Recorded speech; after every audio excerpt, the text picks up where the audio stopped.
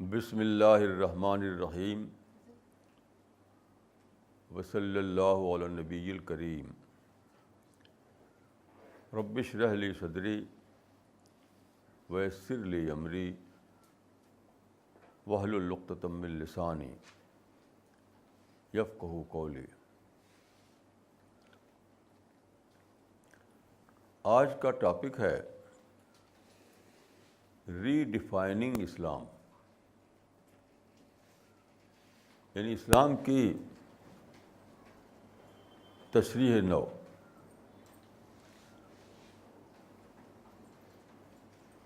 دیکھیے، یہ ایک مانی ہوئی بات ہے کہ ہم ایک ایسے زمانے میں ہیں جس میں سب کچھ بدلا ہوا ہے۔ یعنی پہلا زمانہ جو تھا وہ روایتی زمانہ تھا، یعنی ٹریڈیشنل زمانہ۔ آج کا زمانہ جو ہے وہ سائنٹیفک زمانہ ہے۔ بہت سی باتیں نئی ہو گئی ہیں اس زمانے میں جو پہلے نہیں تھیں۔ تو اب اس نئے زمانے میں ایک عام تصور یہ بن گیا ہے لوگوں کا کہ اسلام نئے زمانے کے لیے مس فٹ ہے۔ آج کے لحاظ سے وہ ہے نہیں۔ پہلے زمانے میں اس کا ایک رول تھا، اب اس کا کوئی رول نہیں ہے۔ یہ عام بات ہے آج، اور یہ مسلمانوں میں بھی بہت زبردست طریقے پر موجود ہے۔ اس کا نتیجہ یہ ہے کہ جو لوگ جدید تعلیم حاصل کرتے ہیں، ماڈرن ایجوکیشن لیتے ہیں، تو وہ اسلام کو بس ایک ریچول کے طور پر لیے رہتے ہیں، ورنہ ان کا جو مائنڈ سیٹ ہے، ان کی جو سوچ ہے، وہ سب الگ ہی ہوتی ہے۔ تو مسلمانوں میں بھی میں نے دیکھا ہے کہ ان کے اندر ایک ڈوئل پرسنالٹی بن گئی ہے۔ جب وہ یونیورسٹی میں ہوتے ہیں، اپنے جاب میں ہوتے ہیں، دنیا میں ہوتے ہیں، تو ماڈرن طریقے سے سوچتے ہیں، اور بس مسجد میں آ کر کے 5 وقت نماز پڑھ لیا انہوں نے، تو گویا کہ اسلام ان لوگوں کے لیے ایک طرح کا اپینڈکس ہے۔ اپینڈکس کہتے ہیں ضمیمہ۔ ایسا کیوں ہے؟ اس میں ہمارے رہنماؤں کی بھاری بھول ہوئی ہے۔ دیکھیے، فقہ میں ایک اصول ہے، اصول فقہ میں مانا ہوا کہ تتغیر الاحکام بتغیر الزمان والمکان۔ زمان و مکان کے بدلنے سے احکام بدل جاتے ہیں، یعنی اسپیس اینڈ ٹائم بدلے تو اسلام کے احکام بھی بدلیں گے، اس کے مطابق کیے جائیں گے۔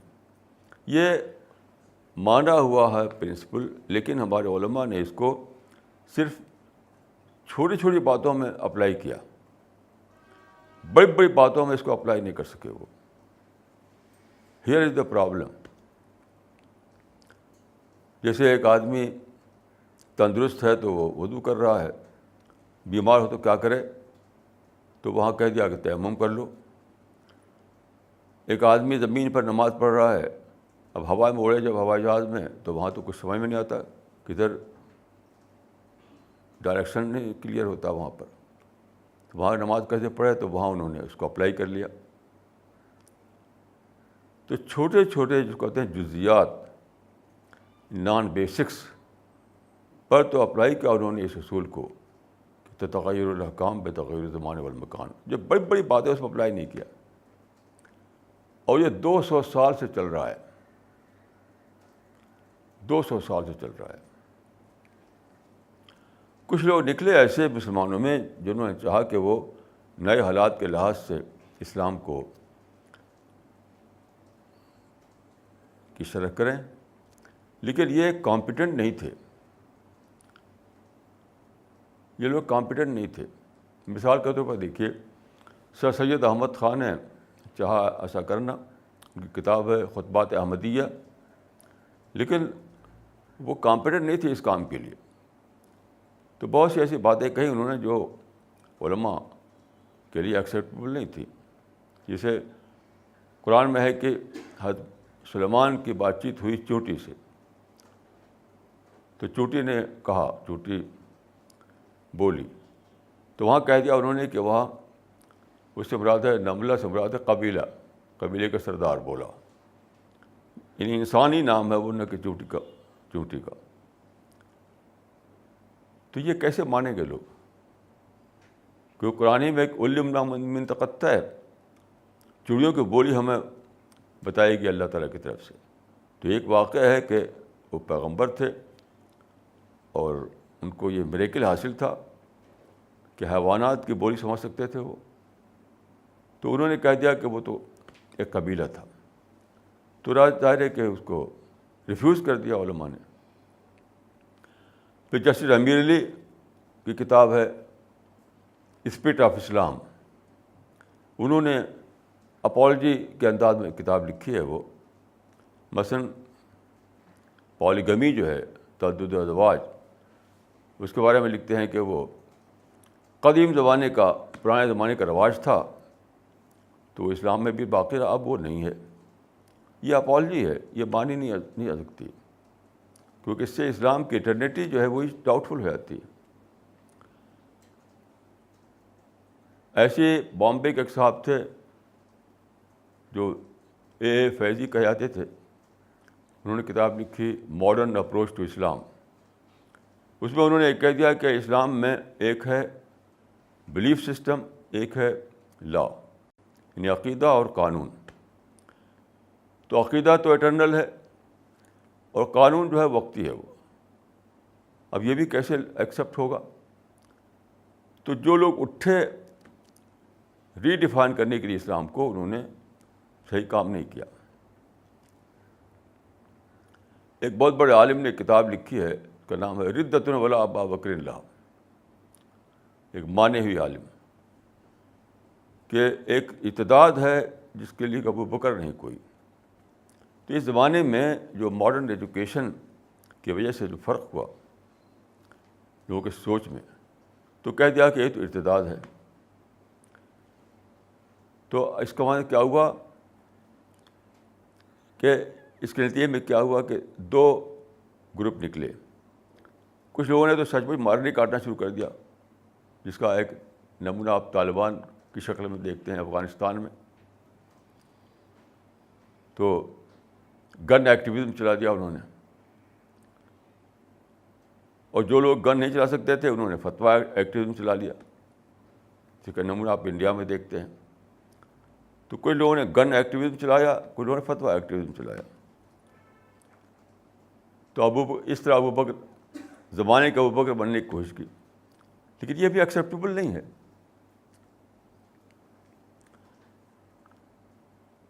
تو دیکھیے غلطی یہاں سے شروع ہوتی ہے کہ ان لوگوں نے اسلام کو ریویژن کا مسئلہ سمجھا. جیسے آصف فیضی کی جو کتاب ہے ماڈرن اپروچ ٹو اسلام, انہوں نے کہا کہ اسلام کو ریوائز کرو. دیکھیے ریویژن کے معنی ہوتے ہیں امینڈمنٹ, ترمیم کرنا. تو یہ کیسے مانے گا؟ علماء نہیں مان سکتے اس کو کہ اسلام میں امینڈمنٹ کی ضرورت ہے, ترمیم کی ضرورت ہے. تو ریویژن کا جو کانسیپٹ ہے وہ قبول نہیں ہوا. ایک لاہور کے ایک صاحب تھے, انہوں نے ایک آرٹیکل لکھا تھا کہ Quran has to be re revealed today, قرآن کو پھر سے اترنا چاہیے. یہ بھی ایکسیپٹیبل نہیں ہے. Quran has to be re revealed today. میں سمجھتا ہوں کہ اس کے صحیح لفظ جو ہے وہ ری ڈیفینیشن ہے, کہ اسلام کو ری ڈیفائن کرنا. ڈیفینیشن کا مطلب کیا ہوتا ہے؟ ڈیفینیشن مطلب ہوتا ہے کسی چیز کو ٹھیک ٹھیک ویسے ہی بیان کرنا جیسا کہ وہ ہے, ایز اٹ از. وہ ہوتی ہے ڈیفینیشن. تو ری ڈیفائن کرنے کے معنی ہو کہ اسی چیز کو پھر سے بیان کرو, نئے ٹرم میں, نئے شبدوں میں, نئے اصطلاحوں میں. چیز وہی ہو لیکن ٹرم بدل جائے, الفاظ بدل جائیں, شبد بدل جائیں. یہ ہے ری ڈیفینیشن. تو اسلام میں دیکھیے ریویژن تو ہے نہیں, امینڈمنٹ تو ہے نہیں، لیکن ری ڈیفینیشن اسلام میں پوری طرح موجود ہے. اور اسی کو ان لوگوں نے، ہمارے علماء نے، یہ ان کی بہت بڑی بھول ہے کہ وہ زمانہ جس میں سوال ضرورت تھی کہ اسلام کو ری ڈیفائن کرے، وہ ری ڈیفائن نہیں کر سکے. تو آج تک وہ مسئلہ چلا جا رہا ہے. اسلام لوگ کو انفٹ لگتا ہے، جبکہ ری ڈیفائن کرنا جو ہے یہ اسلام کی تاریخ سے ثابت ہے. پچھلے پیغمبروں نے بھی ری ڈیفائن کیا، رسول اللہ نے کیا، صحابہ نے کیا. میں ایک مثال دیتا ہوں. قرآن میں ہے کہ حضرت ابراہیم علیہ السلام جو 4000 سال پہلے آئے، جو پیغمبر تھے، وہ عراق میں آئے تو وہاں پر ایک بادشاہ ہوتا تھا جس کا نام تھا نمرود، NEMRUD. تو وہ اپنے کو اونچا سمجھتا تھا، خدا ہونے کا دعویٰ کرتا تھا. وہ پہلے زمانے میں آپ جانتے ہیں کہ بادشاہ لوگ جو ہے وہ خدائی کا دعویٰ کرنے لگتے تھے. اب تو وہ زمانہ ختم ہوگا ڈیموکریسی کے بعد. تو حضرت ابراہیم جب اس کے سامنے گئے توحید کے پیغام لے کر، تو اس نے پوچھا کیا پیغام تمہارا ہے؟ تو بادشاہ سے اور حضرت ابراہیم سے بات چیت ہوئی. تو اس میں حضرت ابراہیم نے یہ کہا کہ میرا خدا وہ ہے جو جلاتا ہے اور مارتا ہے، یحیی و یمیت. تو بادشاہ نے کہا تو میں بھی کرتا ہوں، جو چاہوں زندہ رکھوں، اس کو مروا دوں. پھر حضرت ابراہیم نے دوسری دلیل دی، اللہ نکالتا ہے سورج کو مشرق سے، ایسٹ سے، تم اس کو مغرب سے نکال دو.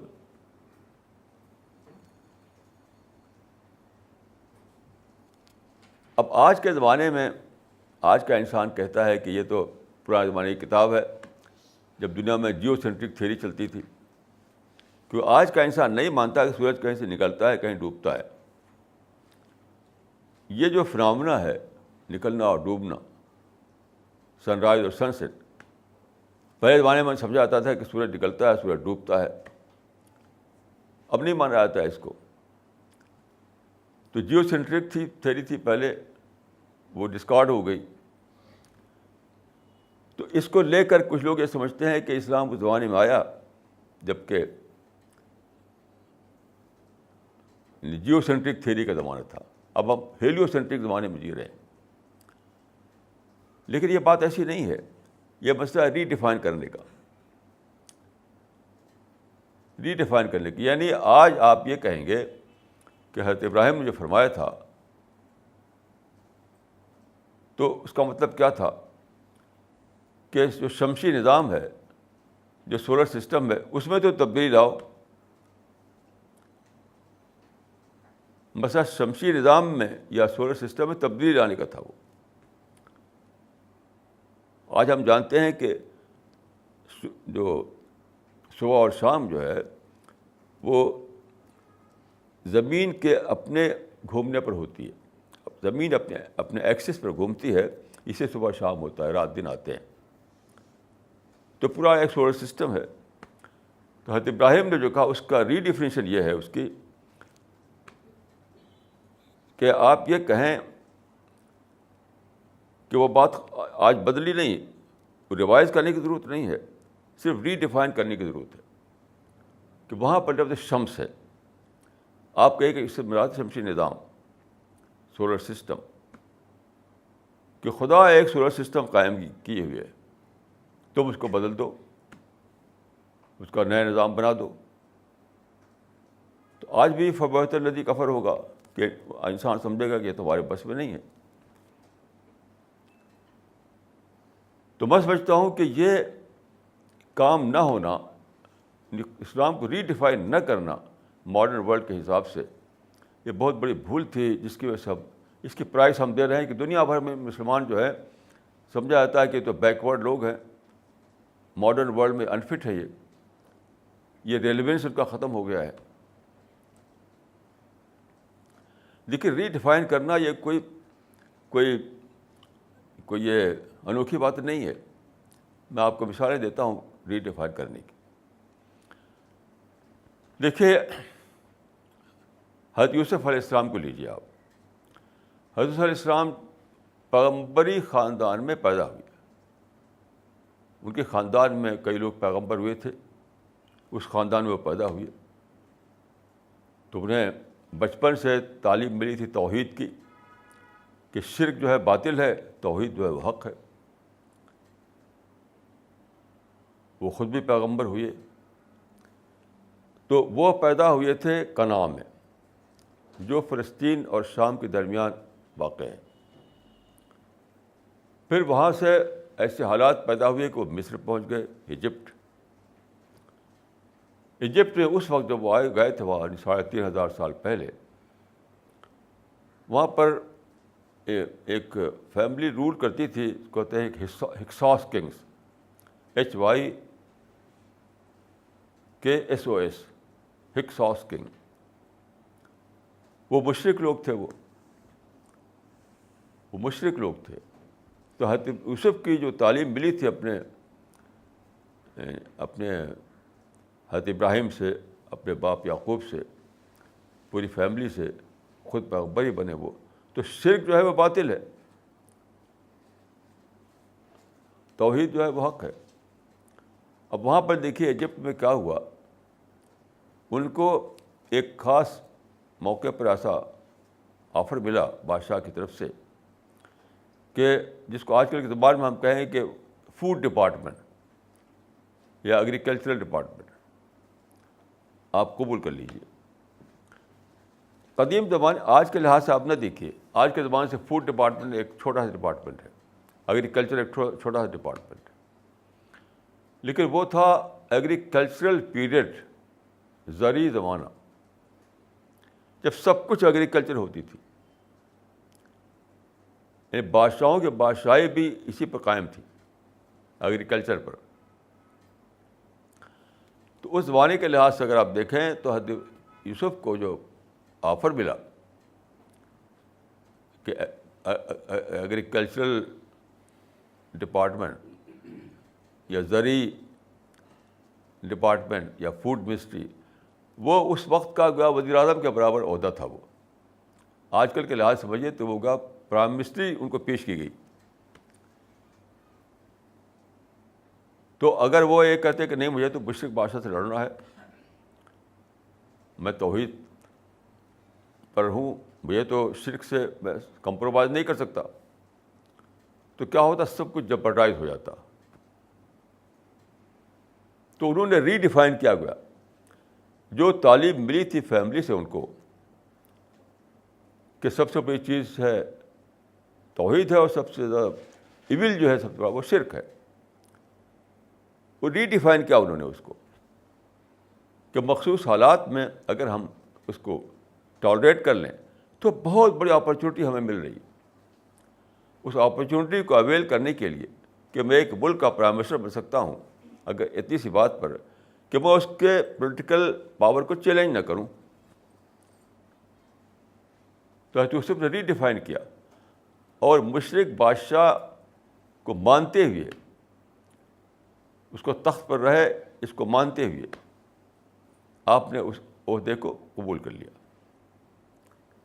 یہ تھا ری ڈیفینیشن کا کیس. پھر آپ دیکھیے رسول اللہ کے ہاں بھی دیکھیے آپ,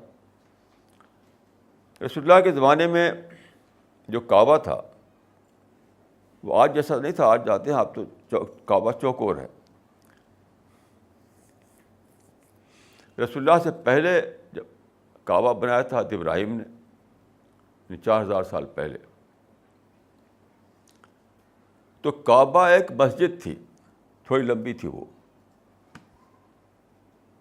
پھر وہاں پر طوفان آیا, بارشیں ہوئیں, وہ گر گیا, کیونکہ آج کل کی طرح سے پختہ عمارت تو ہوتی نہیں تھی اس زمانے میں.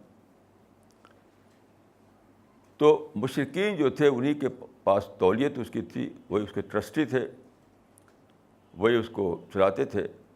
انہوں نے جو کعبہ کو ری بلڈ کیا تو اس کو انہوں نے چوکور بنا دیا. اب آپ دیکھتے ہیں وہاں پر کہ ایک ہے حصہ, اس کو حتیم کہتے ہیں, اوپن ایریا. جو کورڈ ایریا ہے کعبہ کا اس کے پاس ہی ملا ہوا ایک ہے ان کورڈ ایریا، اس کو حتیم کہا جاتا ہے. حتیم جو ہے وہ حضرت ابراہیم کے زمانے میں کعبہ میں شامل تھا.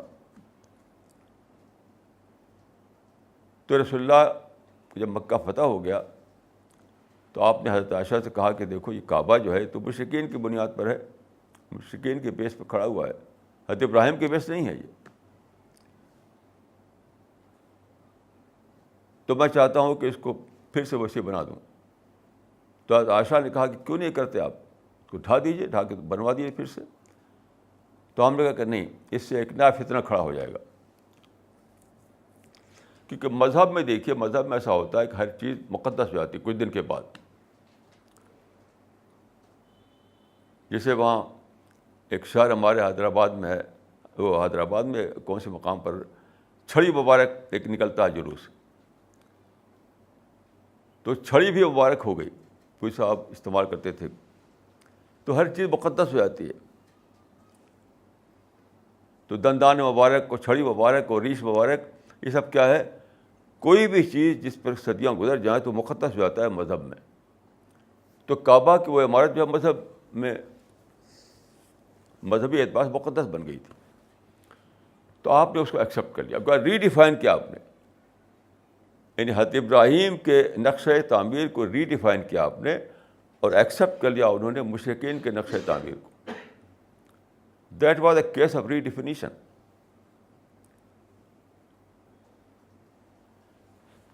اور مثال میں آپ دیتا ہوں آپ کو.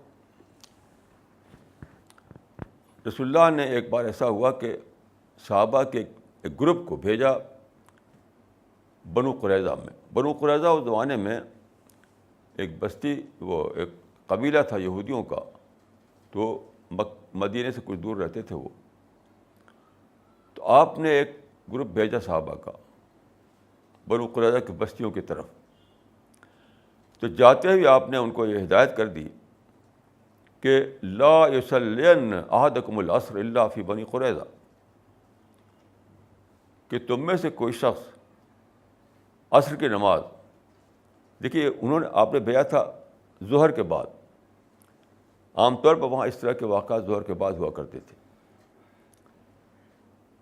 تو نماز ظہر ادا کر کے انہیں روانہ کیا اور فرمایا کہ دیکھو عصر کی نماز تم لوگ پڑھنا اس وقت جب تم پہنچ جاؤ ان کی بستی میں. اور اس میں اس کا ٹرانسلیشن یہ ہوگا کہ تم ہرگز نماز نہ پڑھنا راستے میں، تم نماز پڑھنا بنو قریظہ پہنچ کر کے. یعنی کوئی تاکید تھی اس میں. لا یصلی نہ تاکید کا ہوتا ہے عربی زبان میں. تو کیا ہوا، یہ لوگ اس زمانے میں ہوائی جہاز تو ہوتا نہیں تھا، اونٹوں پر سفر ہوتا تھا. تو بنو قریظہ پہنچنے سے کچھ پہلے ہی انہوں نے دیکھا کہ تو سورج ڈوبنے جا رہا ہے اور ہم وہاں پہنچیں گے تو عصر کی نماز کا وقت ختم ہو چکا ہوگا. تو اب اختلاف ہو گیا کہ کیا کیا جائے. تو کچھ لوگوں نے کہا کہ رسول اللہ نے فرمایا ہے کہ وہیں پہنچ کے نماز پڑھنا، تو ہم تو وہیں جائیں گے، بیچ میں نماز عصر کی نہیں پڑھیں گے ہم. اچھا، کچھ لوگوں نے درمیان میں نماز پڑھ لیا کیونکہ ان کو خطرہ ہوا کہ نماز کا وقت ہی نکل جائے گا پہنچتے پہنچتے.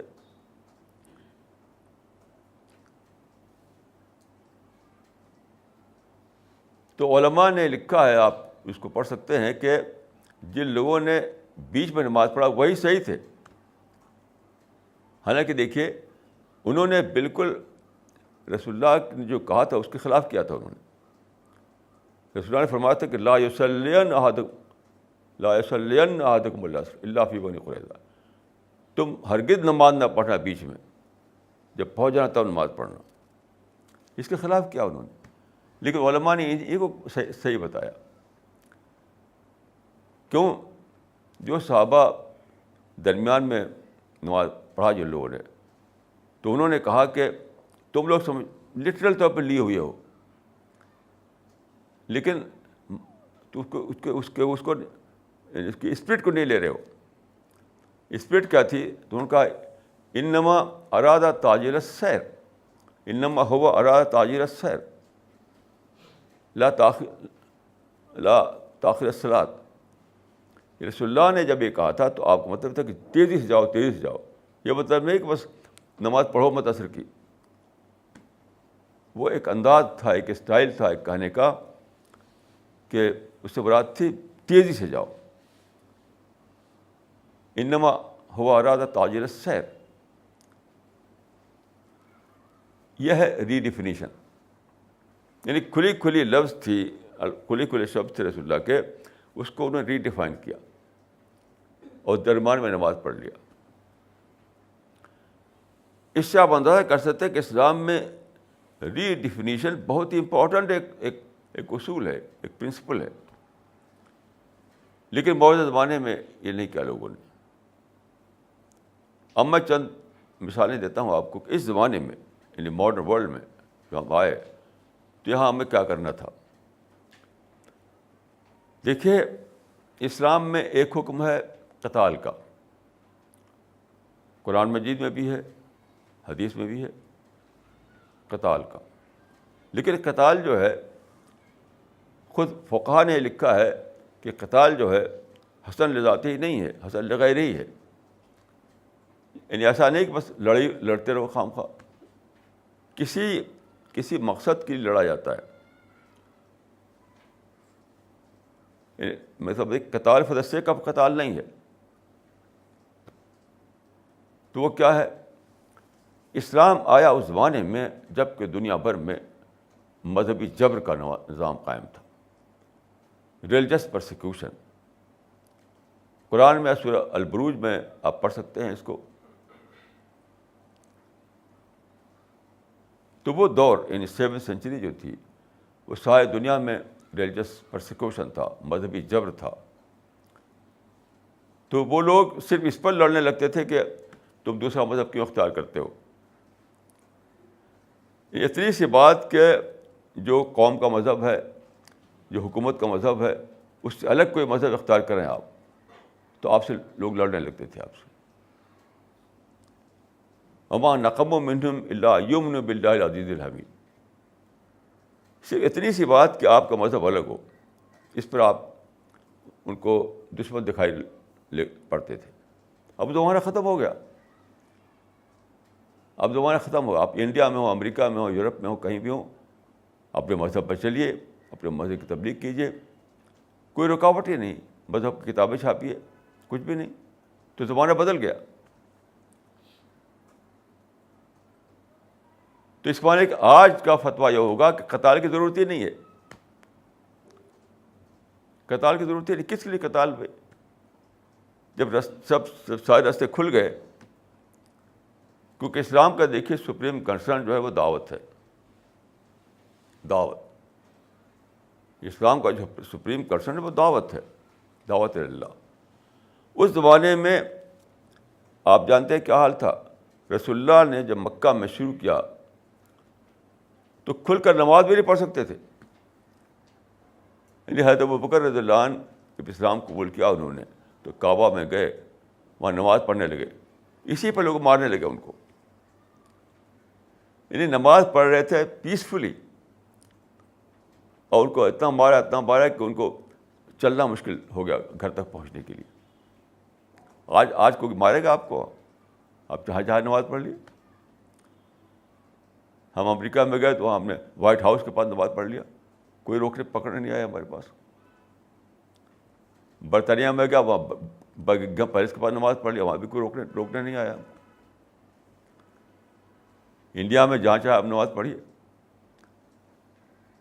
تو وہ جو تھا قتال, وہ ایک وقتی وجہ سے پیش آیا. تو اب وہ وجہ ختم ہو گئی, تو اب قتال کس لیے؟ قتال کس لیے؟ اس کے معنی کہ آج جو ہے قتال کا حکم جو ہے وہ ساقط ہو جائے گا. اس کو انگریزی میں کہتے ہیں سسپینڈ ہو جائے گا. تب تک سسپینڈڈ رہے گا جب تک کہ پھر وہی حالت نہ پیدا ہو. یہ تغیر الاحکام بتغیر الزمان والمکان. تو قتال کس لیے؟ آج آپ کو نماز پڑھنے کی آزادی ہے, دعوت کی آزادی ہے, مذہبی کتابیں چھاپیے اس کی آزادی ہے, مذہبی سفر کی اس کی آزادی ہے, حج کے لیے آزادی ہے, یعنی جو بھی مذہبی اعمال ہیں کیجیے, بالکل آزادی ہی آزادی ہے. دیکھیے آج کا جو دور ہے, آج کا جو زمانہ ہے, اس میں صرف ایک چیز ان لافل ہے, بس صرف ایک چیز اور کچھ نہیں. وہ کیا ہے؟ Violence. Other than violence in every field you are free. کچھ بھی کیجیے, کچھ بھی کیجیے, کچھ بھی کیجیے. وائلنس کو چھوڑ کر آپ کچھ بھی کیجیے. تو سوال ہے کہ پھر قتال کس لیے, پھر لڑائی کس لیے؟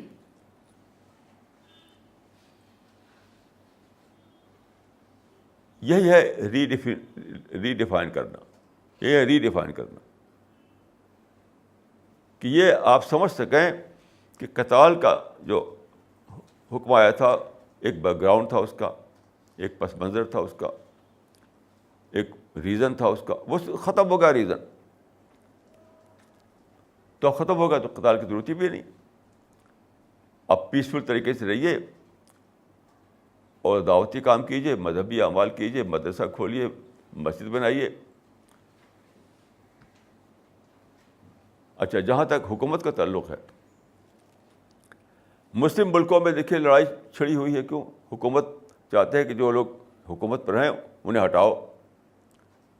جیسے پاکستان میں 60 برس سے ساری جھگڑا اسی پر ہے, جو لوگ حکومت پر ہیں ان کو ہٹانا ہے. لیاقت علی کو ہٹانا, سید ایوب کو ہٹانا, بھٹو کو ہٹانا, اس میں لڑائی چھڑی ہوئی ہے.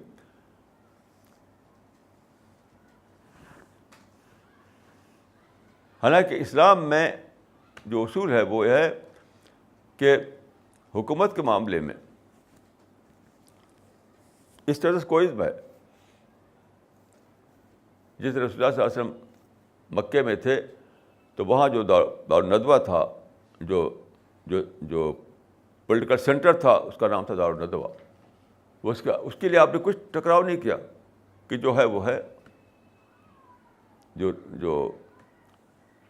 جو وہاں پر سیٹ پر ہے وہ اپنا سیٹ پر رہے, بیٹھا رہے. خود آپ میں سے دعوتی کام کیا. اس دور میں ایک بہت بڑی چیز ہوئی ہے جس کو کہتے ہیں ڈیموکریسی. ایک مسلمان جن کی تعلیم جو ہے انگریزی اس میں ہوئی ہے, یعنی یونیورسٹی وغیرہ میں ہوئی ہے ان کی تعلیم, تو وہ اسلام سے دور ہو گئے, اسلام کے خلاف ہو گئے. حالانکہ مسلم خاندان میں پیدا ہوئے تھے.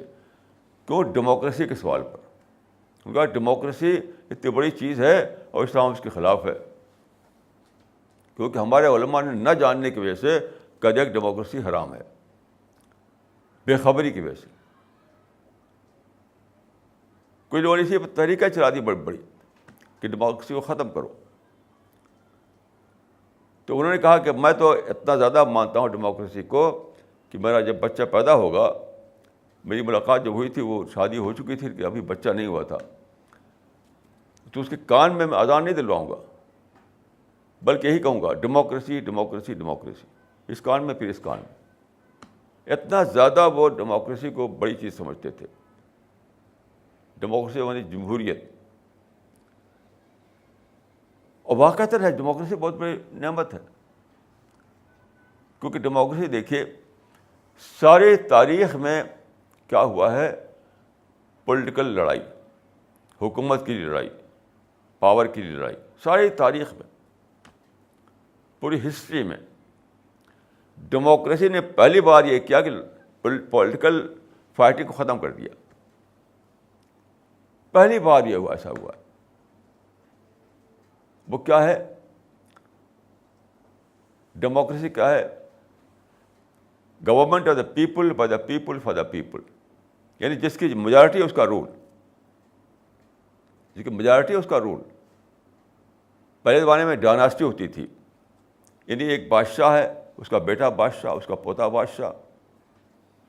تو بادشاہی جو چلتی تھی وہ چلتی تھی نسل سے چلتی تھی, جس کے سر پر تاج وہ بادشاہ. اب کیا ہے, آپ کو دعوت کیجیے, دعوتی کام کیجیے, تبلیغ کیجیے, اسلام پھیلائیے. اگر آپ کی میجارٹی ہو جائے گی تو آپ ہی کا رول ہے، پھر لڑنے کی ضرورت ہی نہیں ہے، لڑنے کی ضرورت ہی نہیں ہے. ایک طرف دعوت کا راستہ کھل گیا، دوسری طرف پولیٹیکل جو اس زمانے میں جو پولیٹیکل تھیوری ہے وہ یہ ہے کہ جو میجارٹی ہے وہی رول کرے گی، تو آپ اپنی میجارٹی بنائیے. کون روکتا ہے آپ کو؟ کون روکتا ہے آپ کو، بتائیے. اور دوسری بات، اگر میجارٹی آپ کی نہیں ہے تب بھی آپ کے لیے اس میں بہت بڑی گڈ ٹائڈنگ ہے، خوشخبری. کیوں؟ ڈیموکریسی کا مطلب کیا ہے؟ Power sharing system. Power sharing system, جیسے کہ میں اس کنٹری کا پرائم منسٹر نہیں ہوں، لیکن میں بھی اس میں، میرا بھی شیئر ہے اس میں، کیونکہ میں ایک ووٹر ہوں. میں ایک ووٹر ہوں. پہلے زمانے میں یہ تو ہوتا نہیں تھا، ووٹ کا سسٹم تھا نہیں پہلے زمانے میں. تو جب میں ایک ووٹر ہوں تو اس معنی کہ میں پاور میں میرا بھی ایک حصہ ہے. تو ڈیموکریسی جو ہے نام ہے پاور شیئرنگ سسٹم کا، یعنی سارے لوگ جو ہیں وہ شیئرر ہیں، سب کا حصہ ہے اس کے اندر. یہاں کوئی بادشاہ نہیں، کوئی کنگ نہیں، کوئی ایمپرر نہیں. تو اگر آپ میجارٹی میں ہیں تو آپ رول کریں گے، میجارٹی میں نہیں ہے تب بھی آپ شیئرر بنے رہیں گے، شیئرر. تو پھر لڑنے کی ضرورت کیا ہے؟ یہ سب تھا مسئلہ ری ڈیفائن کرنے کا، ری ڈیفائن کرنے کا. ایسے ہی دیکھیے ہمارے فقہا نے، ہماری فقہ بنی ہے کب؟ عباسد پیریڈ میں. عباسد پیریڈ میں وہ زمانہ مسلمانوں کا تھا کہ امپائر کا زمانہ تھا. مسلمانوں کا امپائر تھا ایشیا سے لے کر افریقہ تک اور یورپ تک. اس زمانے میں ہارون رشید نے بادل کے ایک ٹکڑے کو دیکھا، کہہ دیا تھا کہ امتری ہے سشیت فسیاتی نہیں خراج ہو کے، چاہے جہاں جاؤ تو برس برس، تیرا خراج، تیرا ریونیو مجھے کو آئے گا. اتنا بڑا مسلمانوں کا امپائر تھا اس زمانے میں. اس وقت فقہ بنی ہے، فقہ. تو فقہ میں ریفلیکشن ہے اپنے زمانے کے حالات کا. جو چیزیں قرآن میں نہیں تھیں، حدیث میں نہیں تھیں، وہ فقہ میں آ گئی. تو زمانے کے لحاظ سے انہوں نے اسلام کی ایک تعبیر کی. مثال کے طور پر دیکھیے، انہوں نے دنیا کو بانٹا اس میں دارالکفر میں اور دارالاسلام میں. جہاں مسلمانوں کی حکومت ہے وہ دارالاسلام ہے، جو مسلمان حکومت میں نہیں ہے وہ دارالکفر ہے. حالانکہ نہ قرآن میں ایسا تھا نہ حدیث میں ایسا تھا. اب فقہ میں یہ سب باتیں آ گئی. ایک دارالاسلام ہوتا ہے، ایک دارالکفر ہوتا ہے، یعنی لینڈ آف اسلام اور لینڈ آف کفر. اب دنیا بدل گئی، دنیا مسلمان کا امپائر ختم ہو گیا. یہ نیشنلزم کا زمانہ ہے، نیشنل حکومتیں ہر جگہ ہیں. امپائر جو ہوا کرتے تھے تب نیشنلزم نہیں تھا، بہت سارے کنٹری مل کر کے ایک امپائر بنتا تھا. اسی سے پھر خلافت بنی، مسلمانوں کی خلافت بھی ایک امپائر تھا.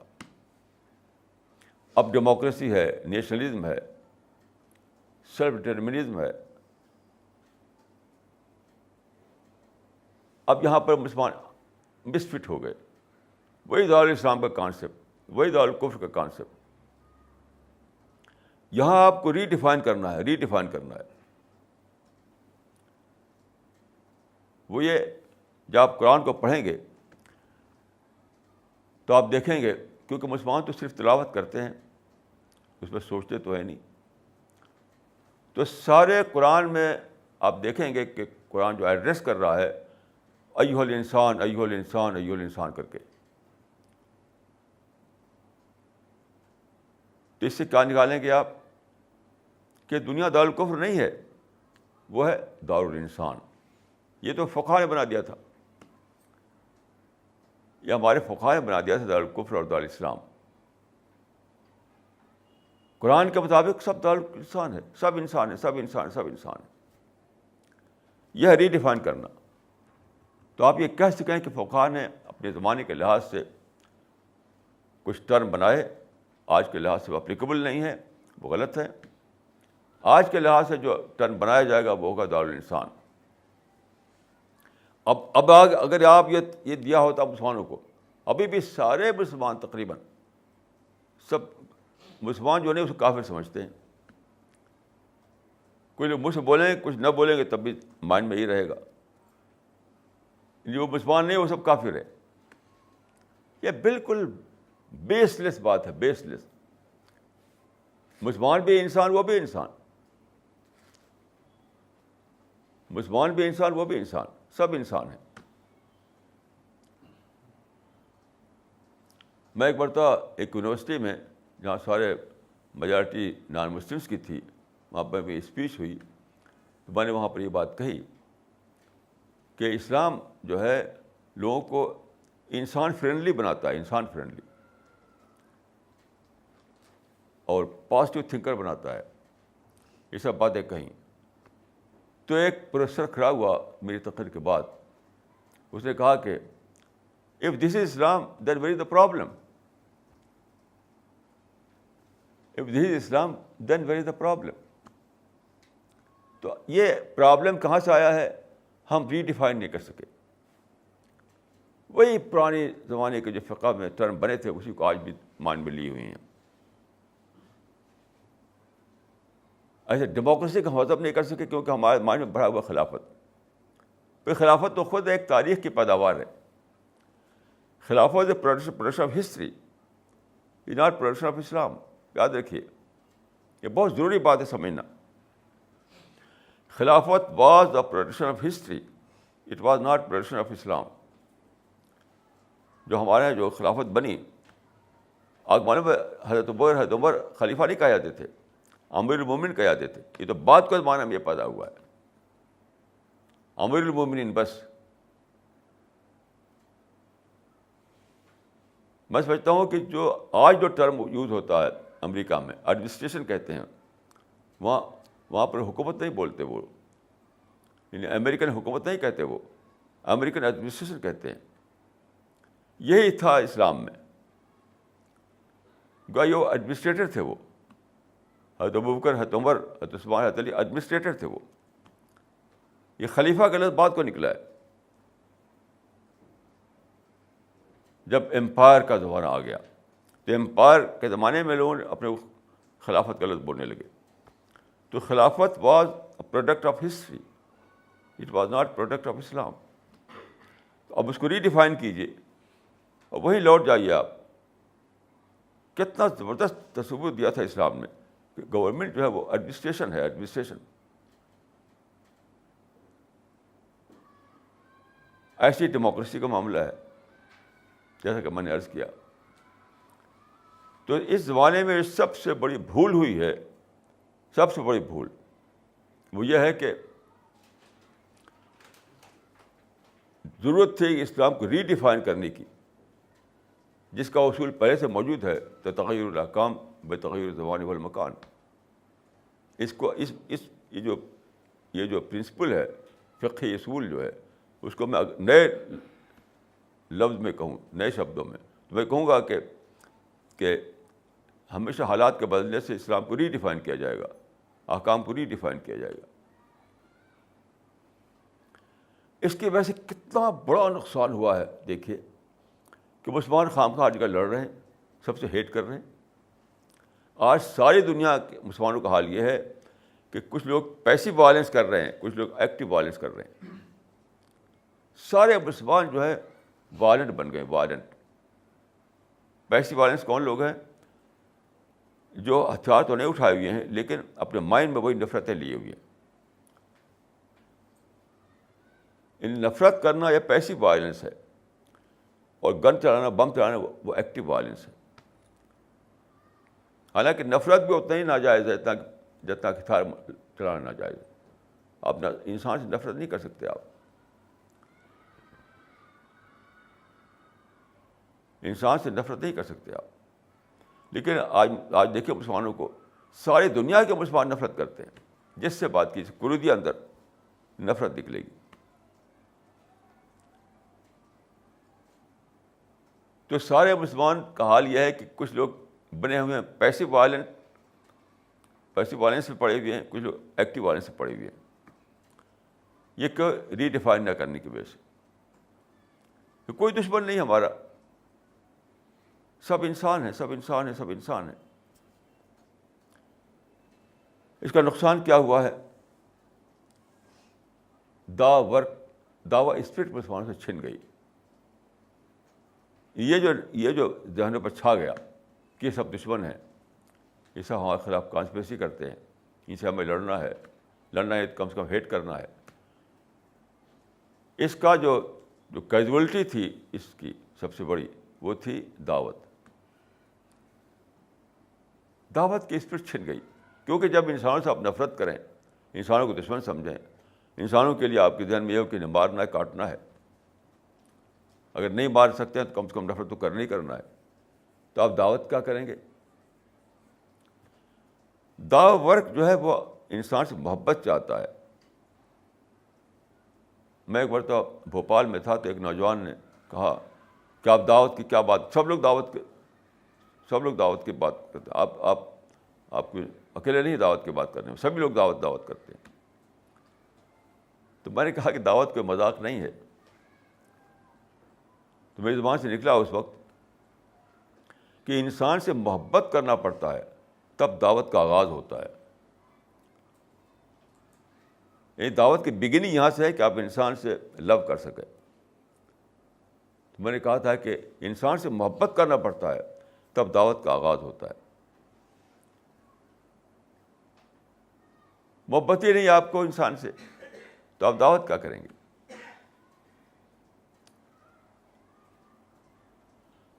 یہ سب کس لیے ہے؟ ہم اسلام کے نئے زمانے کے لحاظ سے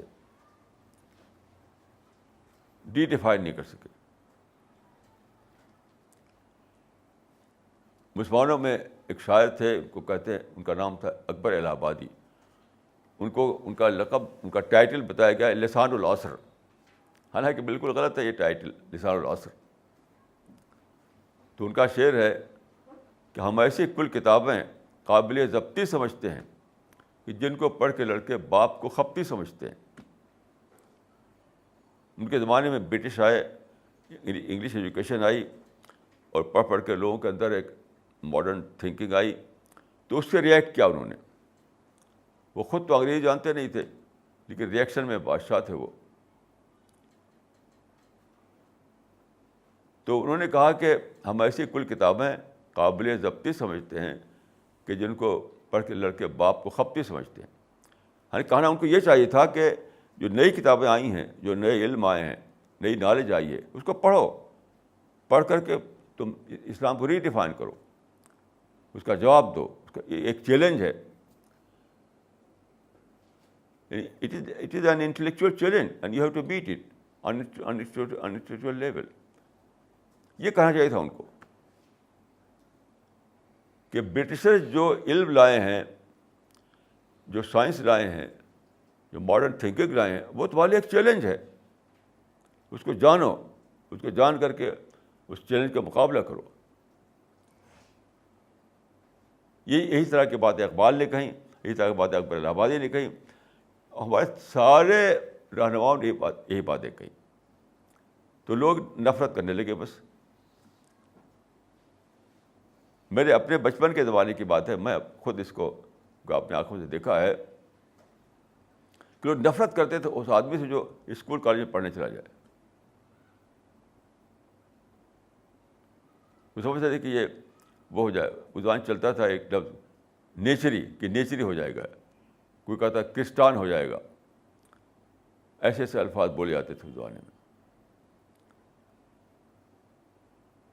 یعنی جو چیز چیلنج تھی اس کو صرف نفرت کرنے لگے اس سے. ہمارے رہنماؤں کو یہ کہنا چاہیے تھا کہ یہ انٹلیکچوئل چیلنج ہے, اس کو جانو, جان کر کے اس کا جواب دو. نتیجہ کیا ہوا کہ پوری نسل ہماری جو تھی وہ اس کے انفلوئنس ہو گئی, اور اسلام سے اس کا کنوکشن ہٹ گیا. اور اسلام آپ باقیات ریچول کے طور پر باقی ریچول, 5 وقت نماز پڑھ لیا, تسبیح رکھ لیا جیب میں, بس تو اسی کو میں نے کہا تھا کہ آپ اسلام بطور اپینڈکس باقی رہا, بطور اپینڈکس. ایک اسلام ایک ایسی چیز کے طور پر آنا چاہیے کہ وہ آپ کی زندگی میں وہ ایک پاورفل ایلیمنٹ کے طور پر آپ کی زندگی میں شامل ہو. اپینڈکس کے طور پر اگر اسلام ہے تو وہ اسلام کیا ہے؟ وہ تو کچھ بھی نہیں. یہ سارا معاملہ اسی لیے پیش آیا کہ ہمارے لوگ جو تھے, ہمارے جو علماء تھے, رہنما جو تھے, وہ اسلام کو ری ڈیفائن نہ کر سکے. یعنی آج کے لحاظ سے اس کو اپلیکیبل بنانا. ری ڈیفینیشن کیا ہے؟ بدلے ہوئی حالات میں اس کو پھر سے اپلیکیبل بنانا. ری اپلیکیشن. ری ڈیفینیشن کا مطلب ہے ری اپلیکیشن. جب کوئی چیز اپلیکیبل نہ رہے تو پھر سے سوچا جاتا ہے کہ کیسے اپلائی کیا جائے دوبارہ اس کو. اب انتہائی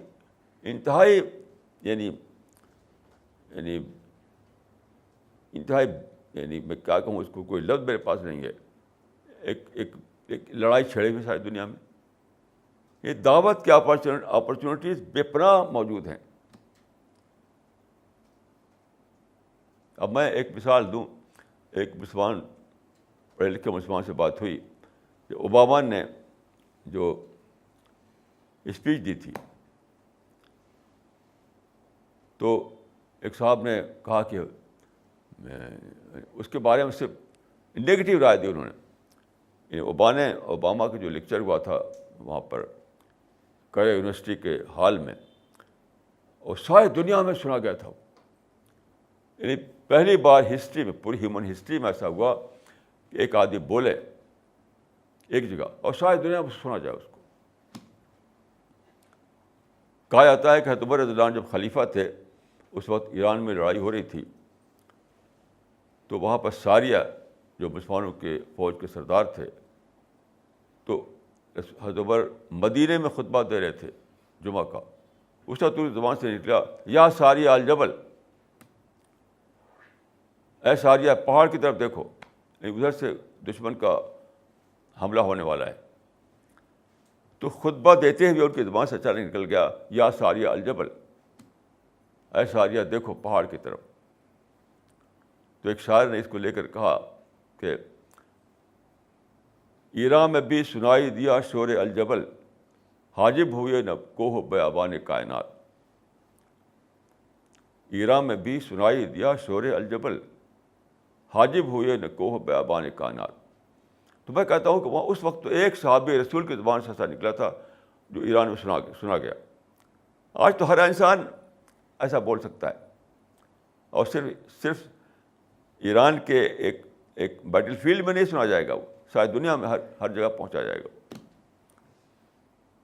یعنی اوباما نے جو تقریر کی کیرو میں, اب 12 زبان میں اس کو سائملٹینیس ترجمہ ہوا, تو ورچولی ایک انسان تک پہنچی اس کی آواز, کیونکہ ہر گھر میں کمپیوٹر ہے, ہر گھر میں انٹرنیٹ پر لوگ سن رہے تھے اس کو, ٹی وی پہ دیکھ رہے تھے اس کو. آج کل ہر گھر میں ٹی وی آپ جانتے ہیں. تو ایک شخص بول رہا ہے کیرو کے ایک ہال میں, اور ساری دنیا کے ہر گوشے میں, ہر آفس میں, ہر گھر میں لوگ ٹی وی پر اس کو دیکھ رہے ہیں اور سن رہے ہیں, دیکھ رہے ہیں اور سن رہے ہیں. تو حضرت عمر تو ایک شخص تھے, ایک صحابی تھے. بطور میریکل کا ایسا ہوا کہ انہوں نے جو منہ سے بولے وہ مدینے میں ایران میں سنائی دیا. ایک سنگل میریکل تھا وہ. آج تو ایک ٹیکنالوجی جو ترقی ہوئی ہے ہر ایک کے لیے پاسبل ہو گیا ہے وہ, کہ آپ دعوی کیجیے اور شاید دنیا آپ کی بات کو سنے. بھائی تو جن سے بات ہو رہی تھی ان کی سمجھ میں نہیں آیا, وہی کہہ رہے تھے کہ سازش ہے, یہ سب کانسپریسی ہے, یہ سب دشمن ہیں ہمارے, اور یہ ہے وہ دنیا بھر کی بات ہے. تو جس واقعے سے میں نے یہ سبق لیا کہ حضرت عمر رضی اللہ عنہ نے جو بات جو کتابوں میں لکھی ہوئی ہے کہ مدینے میں بولے یا ساریہ الجبل, اور وہاں بیٹل فیلڈ میں ساریہ نے سنا اس کو, اس کے مطابق ری آرگنائز کیا اپنی فوج کو, تو وہ تو ایک معجزہ تھا. آج تو اللہ تعالیٰ نے ٹیکنالوجی کو اتنا ڈیولپ کر دیا ہے, ہر انسان کے لیے پاسبل ہو گیا ہے کہ وہ ایک جگہ بولے اور شاید دنیا میں اس کی آواز سنی جائے. کتنی بڑی چیز ہے, اتنی بڑی چیز ہے کہ اگر آپ سجدے میں گر پڑے شکر کے لیے, اور زندگی بس سجدے شکر ہی کرتے رہے تب بھی کافی نہیں. اتنی بڑی چیز ہے کہ جو معجزہ ہے ور کے لیے ممکن تھا, آج ساری امت کے لیے ممکن ہو گیا ہے, ہر فرد کے لیے ممکن ہو گیا ہے کہ آپ ایک جگہ بولیے اور ساری دنیا میں آپ کی آواز سنی جائے, کیونکہ ماڈرن ٹیکنالوجی نے آپ کو یہ موقع دیا ہے, ماڈرن میڈیا نے آپ کو یہ موقع دیا ہے. لیکن مسلمانوں کے دل میں نہ شکر ہے کہ اکنالج کریں اور نہ جذبہ دعوت کا ہے کہ دعوت دیں, نہ شکر ہے نہ دعوت. کیوں؟ ہیٹ میں جی رہے ہیں, وائلنس میں جی رہے ہیں. ایک شخص یا تو پیسو وائلنس میں جی رہا ہے یا ایکٹیو وائلنس میں جی رہا ہے. کیوں؟ ری ڈیفائن نہیں کیا گیا, اسلام کو ری ڈیفائن نہیں کیا گیا. یہ اتنی بڑی بھول ہے کہ میں سمجھتا ہوں کہ یعنی ہمارے بلنڈر کا لفظ بھی اس کے لیے کافی نہیں. اگر آپ بولیں کہ یہ ہمارے بلنڈر تھا تو یہ بھی کافی نہیں ہے بتانے کے لیے, کیونکہ اس کی وجہ سے آپ دیکھیے کہ ساری دنیا میں جو بھی میگزین, میرے پاس سارے میگزین آتے ہیں ہر مختلف زبانوں کے, اور اسپیچز جو ہوتی ہے جگہ جگہ, ہر جگہ صرف یہ کہ مسلمان ذلیل ہو رہے ہیں, مسلمان مغلوب ہو رہے ہیں, مسلمان پیچھے ہٹ گئے ہیں, سب یہی باتیں بولتے ہیں. اللہ شکیب برسلان نے آج سے 70 سال پہلے کتاب لکھی تھی, لماذا تاخر المسلمون وتقدم غیرهم. علی ماں نے کتاب لکھی تھی کہ ماذا خسر العالم بین انحطاط المسلمین. تو سب لوگ انحطاط کا وہ رونا رو رہے ہیں, اور خسران کا رونا رو رہے ہیں. بس اپرچونٹی جو ہے وہ کسی کو دکھائی نہیں دیتی. کہ آج کے زمانے میں بے پناہ اپرچونٹی کھل گئی ہیں, ان کو اویل کرو. یہ کسی کو دکھائی نہیں دیتا کیونکہ ری ڈیفائن نہیں کر سکے. وہ دنیا کو دارالکفر سمجھتے ہیں. بس آج کی دنیا دارالفرس ہے, یعنی ورلڈ آف اپرچونیٹیز ہے. یعنی ایک ہی چیز میں اتنا بڑا نقصان ہو گیا کہ جو دنیا دارالفرس تھی, یعنی مواقع کی دنیا, اپرچونیٹیز کی دنیا, اس کو سمجھتے کیا رہے کہ دارالکفر ہے, دارالعادہ ہے, یہی سمجھتے رہے. پچھلے ذہن کی بنا پر, روایتی ذہن کی بنا پر. تو میں یہ کہوں گا کہ اس زمانے کا سب سے بڑا مسئلہ ہے اسلام کو ری ڈیفائن کیا جائے. وہ جو ہے لٹریچر جو ہم پڑھ کے ہمارا مائنڈ بنا ہے, تو پھر سے ہم سوچیں نئے حالات کے اعتبار سے, نئے حالات کے بعد سوچیں, مواقع کو دریافت کریں, نئے امکانات کو دریافت کریں, تاکہ مسلمانوں کا حوصلہ پیدا ہو, کرج پیدا ہو, پھر سے وہ پلاننگ کر سکے.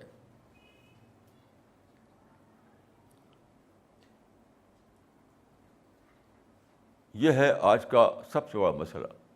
میں سمجھتا ہوں جن مسئلوں کو لوگ بیان کرتے ہیں کشمیر میں, فلسطین میں, فلاں جگہ, وہ سب کچھ بھی نہیں ہے. اصل مسئلہ یہ ہے کہ اسلام کو آپ نے ری ڈیفائن نہیں کیا, اس لیے مسلمانوں کو کچھ نظر نہیں آتا سوائے اس کے کہ نفرتیں کریں اور لڑیں بھڑیں, نفرت کریں اور لڑیں بھڑیں, بس کچھ دکھائی نہیں دیتا ان لوگوں کو. یعنی مواقع کا سمندر ہے, سمندر, اوشن آف اپرچونیٹیز ہمارے سامنے ہے, اور ہمیں دکھائی نہیں دیتا. دیکھیے زندگی میں سب سے بڑی چیز جو ہے مواقع کا استعمال, اپرچونیٹیز کو اویل کرنا. سب سے بڑی چیز یہ ہے. سب سے بڑی چیز یہ نہیں کہ آپ کو گورنمنٹ میں آپ کا مقام ہو. سب سے بڑی چیز پولیٹیکل پاور نہیں ہے, سب سے بڑی چیز اپرچونیٹیز ہیں, وہ کھلی ہوئی ہیں, ان کو اویل کیجیے. میری دعا ہے کہ اللہ تعالیٰ مسلمانوں کو عقل دے. اقول قولی ھذا واستغفر اللہ لی ولکم اجمعین.